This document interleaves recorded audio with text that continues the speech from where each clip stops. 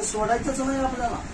पण जर आपल्याला काही निमित्त सांगतात आणि वेगळे जातात आणि वेगळे जाऊन पुन्हा मग दुसरा मला करायचा आहे, काय म्हणतात, मला हेच ना जमणं, आता मला दुसरा करायचा आहे. बायबलचं वचन काय सांगते, जर आपल्याला पहिल्या नवऱ्याला बी सोडलं यानं, की आपण पहिल्या बायकोला बी सोडलं, दुसरी बी केली, तर आपला जो स्वभाव आहे, मानवी स्वभाव, तो स्वभाव पहिली बी केली, दुसरी बी केली, तिसरी बी केली, तरी आपलं समाधान होणार नाही. कारण आपला स्वभाव पापिष्ट आहे.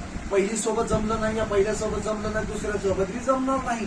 हालेलुया. म्हणून पौल काय सांगतोय, की आपण त्या पहिल्या व्यक्तीला काय करू शकतो, बदलू शकतो. आपल्याला दुसरी बी करायची गरज नाही, तिसरी बी करायची गरज नाही. पवित्र आत्मा ज्यावेळेस आपल्या जीवनामध्ये येईल, आपला स्वभाव बदलला जाईल, आपली वागणूक बदलली जाईल आणि आपलं जीवन बदललं तर आपलं कुटुंब पण बदललं जाईल. हालेलुया. पती पत्नीचं जे भांडणाचं नातं आहे ते प्रेमामध्ये बदललं जाईल.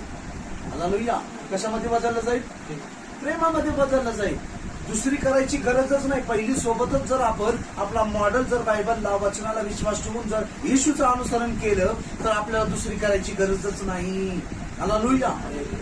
जर आपल्या हातामध्ये जर काटा घुसला तर आपण डॉक्टरकडे जाऊन म्हणू शकतो